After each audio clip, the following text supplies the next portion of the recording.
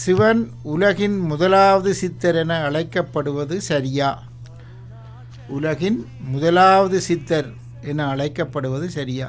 சிவனை முதலாவது சித்தர் என்று இவர் எங்கேயோ கேள்விப்பட்டிருக்கிறார்கள். அழைக்கப்படுவது சரியா? இந்த முதலாவது என்றால் அவர்தான் முதல். அதுதான் இதுக்கு முதல் அவர்தான். போற்றியன் வாழ் முதலாகிய பொருளே புலர்ந்தது பூங்க, இப்படி திருவாசகம் தொடங்குகிறது. அவர்தான் முதல், எல்லாத்துக்குமே அவர்தான்.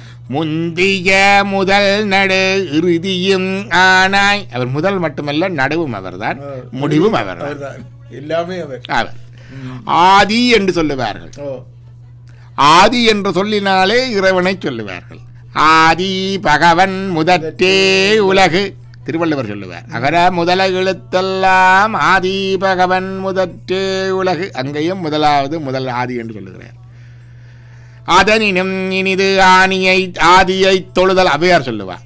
என்னது இனிதென்று கேட்பதற்கு? இனிது இனிது ஆந்தம் இனிது அதனினும் இனிது என்று சொல்லி கூட ஆதியை தொழுதல். ஆதி என்பது இறை, முதல். He is the very first person. He is the very first. எல்லாத்துக்கும் முதல் அவர் தான். ஆகவே இந்த சித்தர்கள்லையும் அதுதான். இந்த சித்தர்களில் பார்த்தா இன்றைக்கு முகப்புத்தகங்கள் வந்தோடனே பலவிதமான சித்தர்களை பற்றி பலவிதமான நானும் கூட சமீபத்தில் இந்தியாவில் ஒரு புஸ்தகம் பார்த்தேன். இந்தியாவில் இன்றைக்கும் வாழ்ந்து கொண்டு இருக்கிற சித்தர்கள் என்ற 100க்கும் மேற்பட்டவர்களுடைய புகைப்படங்கள், விவரங்கள். அதில் சில பேர் பஸ் ஸ்டாண்டில் இருக்கிறார்கள், டீ கடையில் இருக்கிறார்கள், இதில் இருக்கிறார்கள்.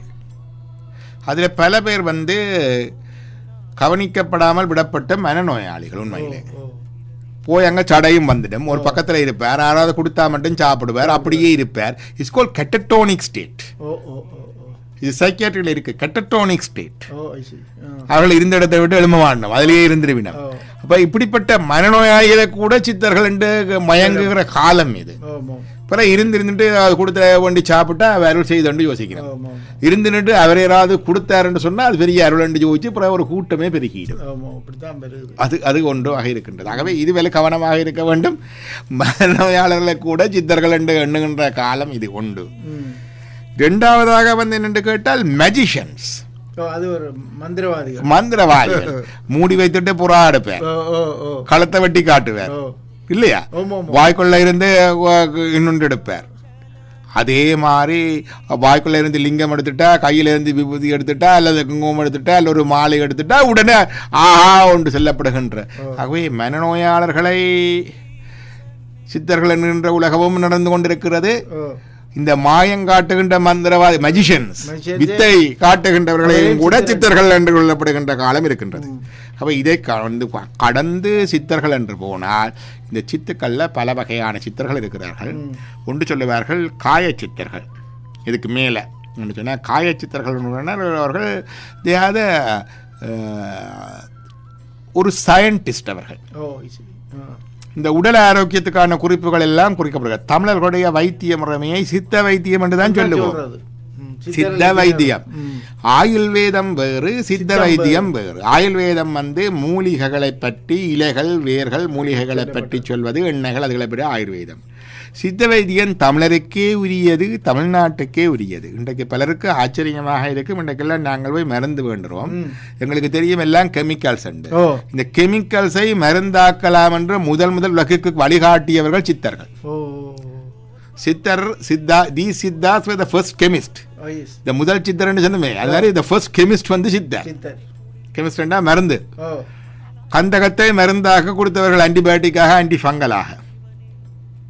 இன்றைக்கு சல்ஃபா ஓயின்மெண்ட் எல்லாம் பூசுறாங்க. சல்ஃபசலசின் ஆன்டி இன்ஃப்ளமேட்டரி பாவிக்கிறோம். எங்கள் ஊரில் நாய்க்கு சொறி வந்தால் உடனே கந்தகம் வேண்டி விளைவு கற்பூரம் போட்டு தேங்காய் எண்ணெயிலே அரைச்சி போட்டு மேலே பூசுறது. Antibiotic, antifungal element. அந்த நாளில் அது இறங்குகின்றது. அவை இதை கெமிஸ்டாக இதை பாவித்திருக்கிறார். அது மட்டுமல்ல, ரசம், mercury, it's a poison, but it was used, it is being used in Siddha medicine.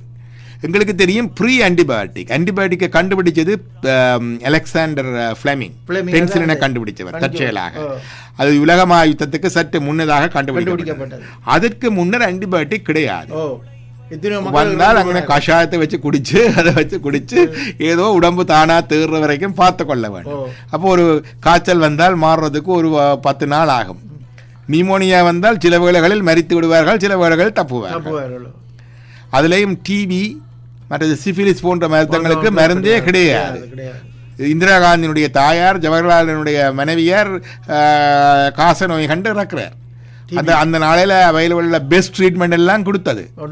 சுவிட்சர்லாண்டில் கூட மலை பிரதேசத்தில் போயிருந்தால் குணமாங்கி எல்லாம் போயிருந்து கூட சரி வரவில்லை. அதான் இன்றைக்கு டிபிக்கு ஆன்டிபயோட்டிக்ஸ் இருக்குது, குணமாக்கு. இந்த ப்ரீ ஆன்டிபயோட்டிக் ஈராவில் what they used is mercury. One of them was mercury. Mercury compounds ஒரு லிமிட்டட் இதில் அது டாக்ஸிக் தான், ஒரு லிமிட்டடாக பாவிச்சு அதை அந்த இதுகளை குணப்படுத்தி இருக்கிறார்கள், பாவித்திருக்கிறார்கள். கோல்டு தங்கத்தை பாவிக்கிறார்கள். உலகம் எப்பன் தவறுனால் கிட்னி பிறந்துடும். ஆனால் அதில் நுட்பமாக பாவித்திருக்கார்கள். சுத்திகரிக்கிற முறை, கலக்கின்ற முறை எல்லாம் இருக்கின்றது. இன்றைக்கு சோடியம் யூரோதயமலேட் என்ற மருந்து ருமட்டாய்டு ஆர்த்தரைட்டிஸில் நாங்கள் பாவிக்கிறோம். Rheumatoid பாவிக்கிறோம் gold. அப்படி சித்தர்கள் இவர்களை சொல்வது காய சித்தர்கள். ஆனால் இவர்களிடம் பக்தர்கள் அதுகளெல்லாம் இருக்கு எழுதி வச்சிருக்கிறார்கள். இந்த ஞானம் கிடையாது. இவர்கள் உடல் ரீதியான மருந்து ரீதியான மலர்களை சொல்லி வாளிக்கு வழிகாட்டி போடுவார்கள் காய சித்தர்கள்.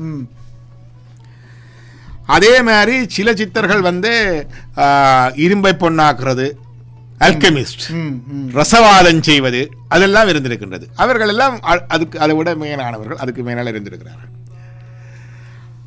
அதைவிட சித்தர்கள் மேலே இருந்திருக்கிறார்கள். சித்தர்கள் என்று சொன்னால் தேர் ரெவல்யூஷனரிஸ்.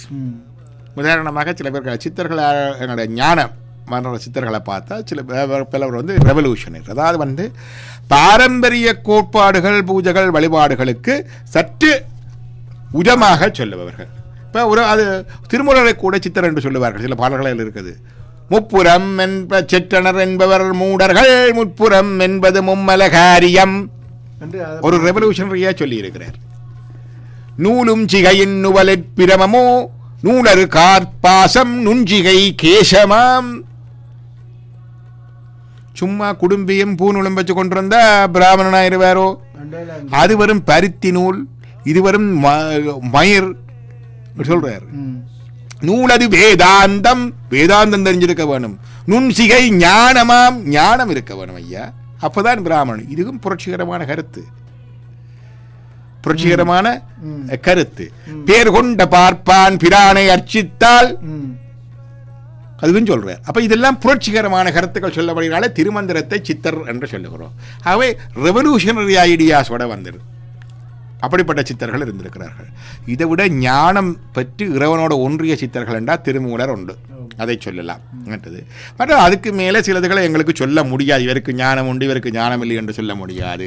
இறைவனை எல்லாம் வல்ல சித்தராக வந்த வரலாறு திருவிளையாடு புராணத்தில் இருக்குது. கல்லானைக்கு கரும்பு ஊட்டி காட்டுறார். ரசவாதம் செய்ய வந்த சித்தராக வந்த வரலாறும் பெரிய திருவிளையாடு புராணத்தில் இருக்குது. பொன்னனையாள் என்ற தாசி பெண்ணுக்கு அவருடைய வீட்டில் இருந்த பாத்திரங்கள் பண்டங்கள் எல்லாத்தையும் போட்டு பொன்னாக்கி கொடுக்குறார். அப்போ அவர் ரசவாதம் செய்த சித்தவாராக வந்திருக்கிறார்.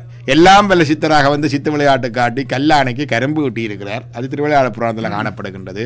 திருமந்திரம் போன்ற நூல்களை எழுதின 6 எங்களுடைய திருமூலர் சித்தராக இருந்திருக்கிறார். அதே மாதிரி ஜோகர் சுவாமிகிற குரு பரம்பரையில் இருக்கிற செல்லப்பா சுவாமிகள் அவரும் மரபுக்கு அவர் ஒரு நாளும் குளிச்சு முடிச்சு அனுஷ்டானம் பண்ணி இருந்த இது கிடையாது. இப்போ மரபுக்கு ரெவல்யூஷனரியாக இருந்திருக்கிறார். அவர் சித்தர். யோகர் சுவாமிகள் மரபோடு வந்துட்டார். அவர் ஞானம் பெற்றவர் என்றாலும் கூட அவர் மரபோடு வந்துட்டார். ரமணாசிரமத்தில் அவர் மரபோடு வந்துட்டார். அப்போ மரபைக்கு ரெவல்யூஷனரியாக இருந்தவர்களை சித்தர் மரபு என்று சொல்லிக்கொண்டோம். ஆகவே இந்த சித்தர்களை ஆதி சித்தராக இறைவனை கொள்ளலாம், அதில் பிரச்சனை இல்லை.